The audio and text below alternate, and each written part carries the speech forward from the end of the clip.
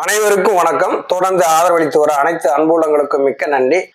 நீ சாமி கும்பிடாம போ, அதை பத்தி எந்த கவலையும் கிடையாது. உன்னுடைய மதம் உனக்கு பெரிதுன்னா இன்னொருத்தருக்கு அவர்களுடைய மதம் பெருசுதான்.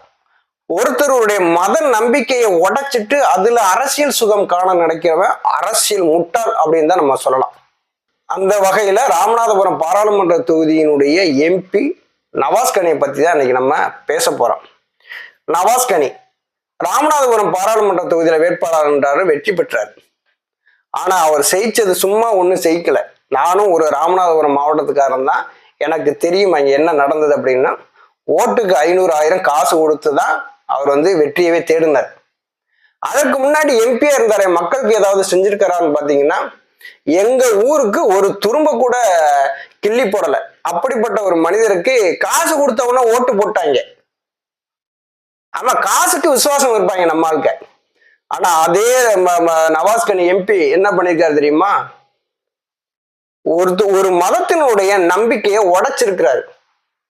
சாமி கும்புறவர்களுடைய நம்பிக்கையை உடைச்சிருக்கிறார்.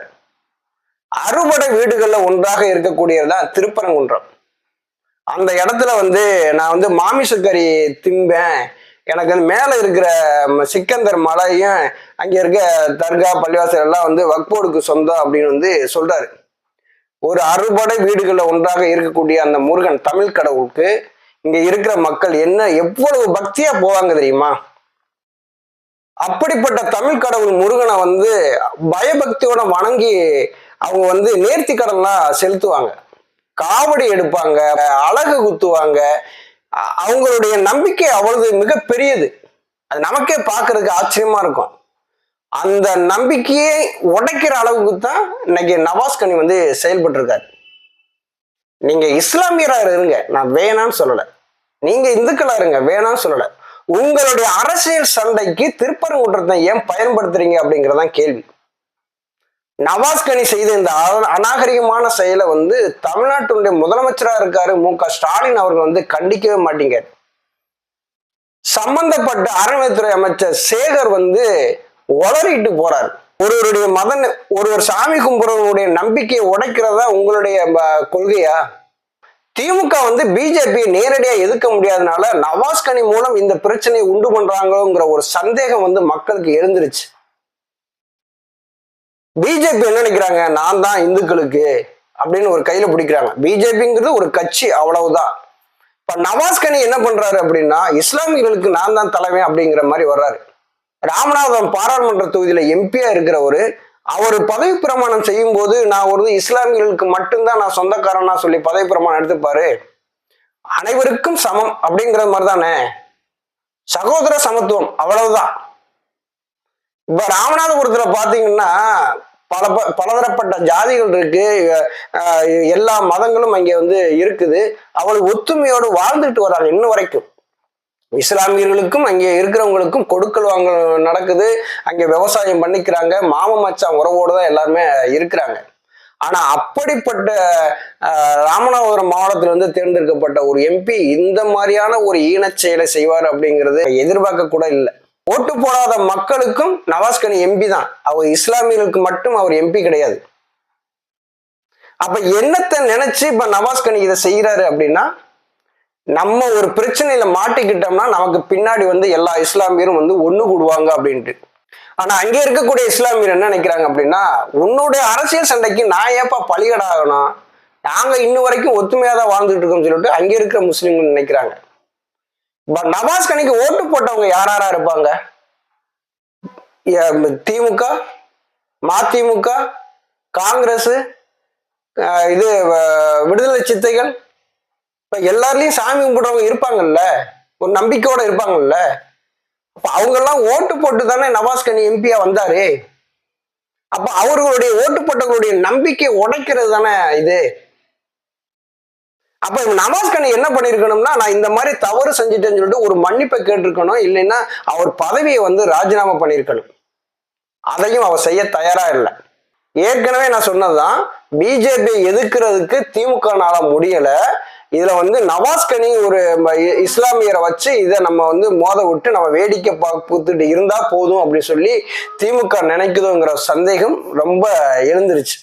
இதுல ராமநாதபுரம் பாராளுமன்ற தொகுதியில ஓட்டு போட்ட அந்த பல லட்சம் மக்கள் தான் வெக்கப்படணும், வேதனைப்படணும், துக்கப்படணும், துயரப்படணும். இப்படிப்பட்டவரை போய் நம்ம போய் ஒரு எம்பியா தேர்ந்தெடுத்துட்டோமே அப்படின்ட்டு.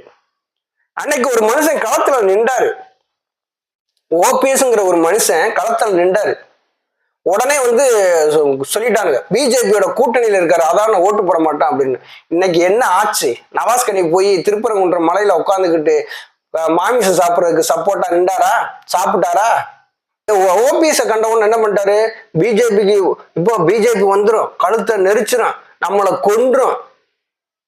அப்படி ஒரு தங்கமான மனிதரை தோக்கடிச்சதுக்கு நீங்களாம் வெக்கப்படணுமியா? ஓபிஎஸ்ங்கிற ஒரு மனிதரை தோக்கடிச்சதுக்கு ராமநாதபுரம் பாராளுமன்ற தொகுதியில் இருக்கக்கூடிய மக்கள் எல்லாருமே வெக்கப்படணும், தலை குனியணும். இந்நேரம் ராமநாதபுரம் பாராளுமன்ற தொகுதியில் இருக்கக்கூடிய மக்கள்லாம் இன்னைக்கு ஐயா ஓபிஎஸ் அவர்களை பார்த்து ஐயா எங்களை மன்னிச்சிருங்க, நாங்க ஒரு தவறை செஞ்சிட்டோம்னு சொல்லிட்டு இந்நேரம் வந்து சொல்லியிருக்கணும். காசு கொடுத்தா ஓட்டு போட்டுருவீங்க. காசு கொடுத்து நவாஸ்கனி வந்து நல்ல பிளானிங்ல தான் வேலை செஞ்சாப்புல. ராமநாதபுரம் பாராளுமன்ற தொகுதியை பொறுத்தளவுல காசு கொடுத்து அந்த பையனுக்கு ஓட்டு போட்டுருவாங்கப்பா. இவங்கள்ட்ட போய் நம்ம எதுக்கு பிரச்சாரம் பண்ணணும், நம்ம எதுக்கு கொள்கைகளை கொண்டு போய் சேர்க்கணும், திட்டங்களை கொண்டு போய் சேர்க்கணும். காசு கொடுத்தா ஓட்டு போடுவாங்க, 500க்கு 1000 கொடுத்தா ஓட்டு போடுவாங்க. நாங்க அதே மாதிரியே நீங்க ஓட்டு போட்டீங்க, ஒரு அடிமுட்டாளை தேர்ந்தெடுத்து இங்க வந்து நவாஸ்கனியை ராமநாதபுரம் பாராளுமன்ற தொகுதியில தேர்ந்தெடுத்தாச்சு. ஒரு நல்ல மனுஷன் கண்ணுக்கு தெரியவே மாட்டார். இன்னைக்கு அனுபவிங்க. அதுதான் உங்களுடைய தண்டனை என்ன அப்படின்னா இதை நீங்களும் அனுபவிக்கணும். நவாஸ்கனி போய் திருப்பரங்குன்றத்துல போய் உட்காந்துக்கிட்டு நான் போய் மாமிசம் சாப்பிட்றேன்னு சொல்லிட்டு உட்காந்தாரு பாத்தீங்களா, சாப்பிட்டாரு பாத்தீங்களா? அதை பார்த்து நீங்க வந்து அதுதான் உங்களுக்கு ஒரு தண்டனை, வேற தண்டனை எதுவுமே கிடையாது, யாரும் கொடுக்கவும் முடியாது. கொஞ்சம் சிந்திங்க. இஸ்லாமியர்களா இருக்கட்டும், இந்துக்களாக இருக்கட்டும், முஸ்லீம்களா இருக்கட்டும், சமதர்மம் சமத்துவத்தோடு தான் நம்ம இதுவரையிலும் வாழ்ந்துகிட்டு இருக்கோம். இதை பிளவுபடுத்துறதுக்காக பிற அரசியல் சூழ்ச்சிகளால நீங்க பலிகடாயிராதீங்க. தலைவர் அம்மா மட்டும் முதலமைச்சராக இருந்திருந்தா இந்நேரம் நவாஸ்கனி இந்த காரியம் செஞ்சதுக்கு உடனே தூக்கி அரெஸ்ட் பண்ணி உள்ள போட்டுருவாங்க. எம்பியா இருந்தாலும் அரெஸ்ட் பண்ணி உள்ள போட்டுருவாங்க. நீ உள்ள போய் கிட. ஒருவருடைய நம்பிக்கையை உடைக்கிறதுக்கு இந்த இடத்துல போய் நீ வந்து ஒரு பிரச்சனையை உண்டு பண்ணியிருக்க, இது வந்து மக்களை பிளவுபடுத்துற செயலு, இதனாலேயே உன்னை நான் அரெஸ்ட் பண்றேன்னு சொல்லிட்டு தூக்கி உள்ள போட்டிருப்பாங்க. அதுதான் நடந்திருக்கும். இதையெல்லாம் நான் என்ன சொல்றேன் அப்படின்னா, எனக்கு ஒரு ஆதங்கம் தான். ஒரு ராமநாதபுரம் மாவட்டத்தில் இருந்துட்டு இஸ்லாம் மக்களும் இந்துக்களும் கிறிஸ்தவர்களும் எல்லாம் ஒத்துமையா இருக்கிற காலத்துல இந்த மாதிரியான ஒரு பிரச்சனை உண்டு பண்ணி ராமநாதபுரம் மாவட்டத்துல ஏதும் பிரச்சனை வந்துடக்கூடாது. ஏன்னா ராமநாதபுரம் அப்படின்னாலே ஒரு சென்சிட்டிவான ஒரு மாவட்டம். அது சாதி பிரச்சனையிலிருந்து இப்பதான் மீண்டும் கொஞ்சம் கொஞ்சம் மேல வந்துகிட்டு இருக்கு. திரும்பி ஒரு மத பிரச்சனையில மாட்டி நம்மளாம் வந்து செத்து சின்ன பின்னம் ஆயிடக்கூடாது. நம்மளுடைய மாவட்டம் முன்னேறணும், நம்மளுடைய மக்கள் வந்து முன்னேறணும் அப்படிங்கிற எண்ணத்தோட செயல்படணும் அப்படிங்கிற எண்ணத்துலதான் நான் இதை பேசுறேன். நான் அநேகமா ஒரு ராஜினாமா பண்றதுதான் நல்லது. நன்றி, வணக்கம்.